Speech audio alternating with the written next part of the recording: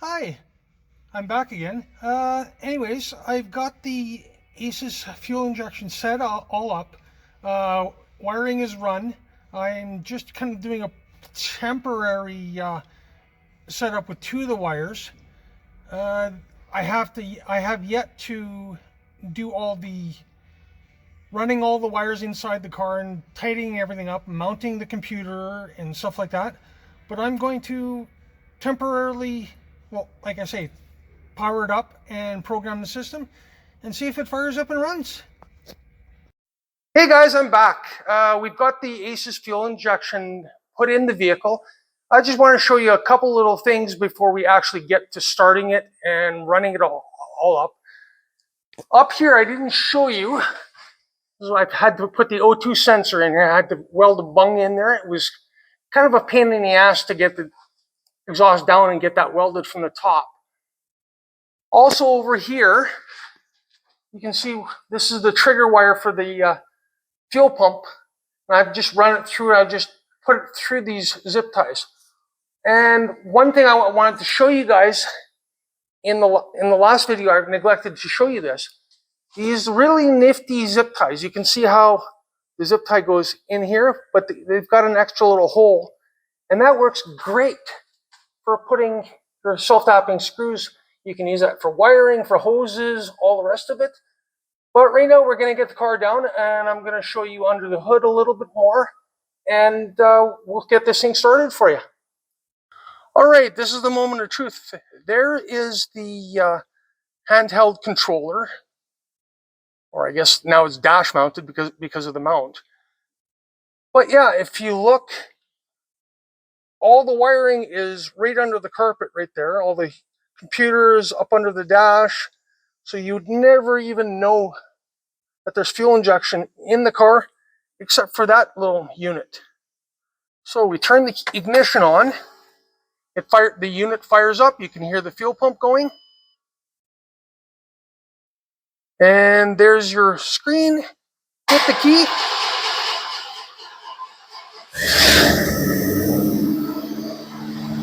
And it runs like a charm.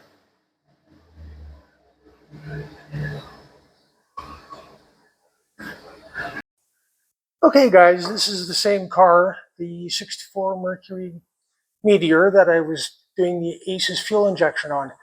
Another thing I noticed when I was inspecting it before I did the fuel injection, those right there, that's the transmission cooler lines. And you can see how they've been butchered and everything else, and they look really ugly. One goes into the transmission right there. The other one makes a 180-degree bend. It goes into the back of the transmission. And it goes right up to the radiator. What we're going to do today is I'm going to be replacing those lines with the braided steel AN lines. And I'll show you some more of that right now.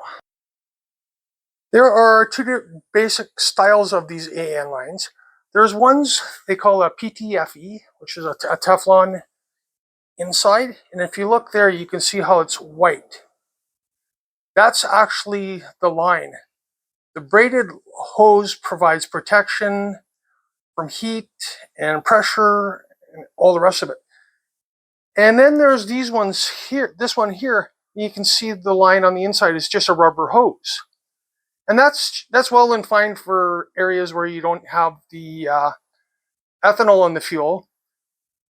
These ones will build up with crap inside if you have the ethanol in the fuel.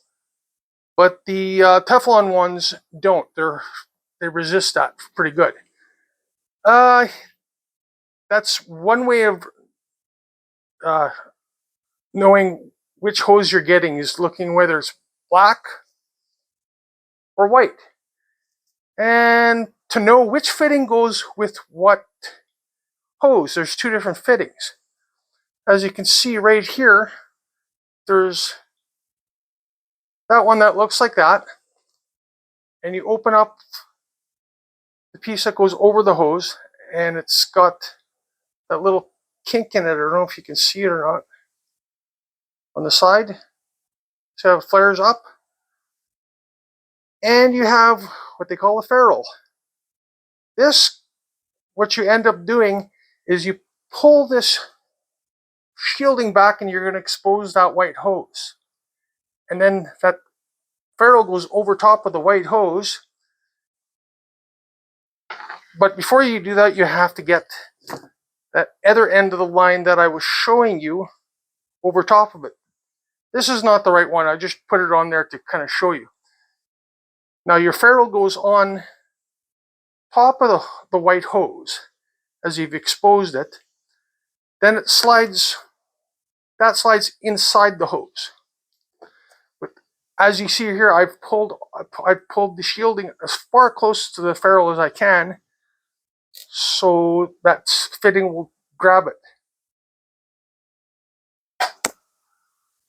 Those are all well and good, but the ones I do prefer to use, since we're in Canada and we don't have all that ethanol, is these ones.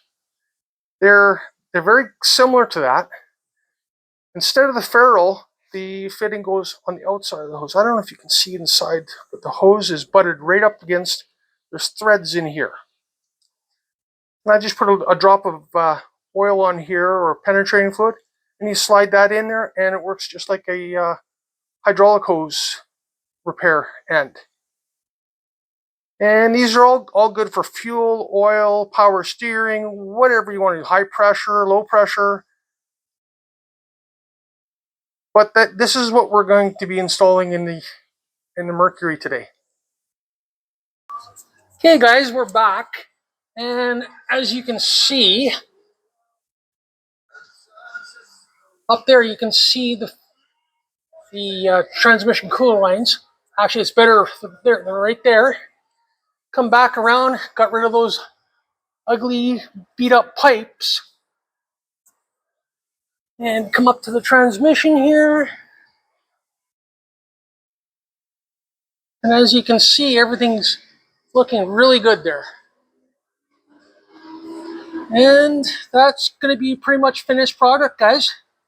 Thanks for watching. I'll find some other projects and I'll do some more posting.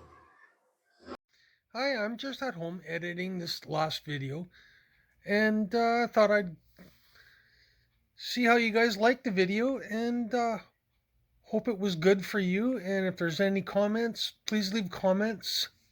Like my videos, share, subscribe to my channel, and I'll see you next project. Thanks, guys.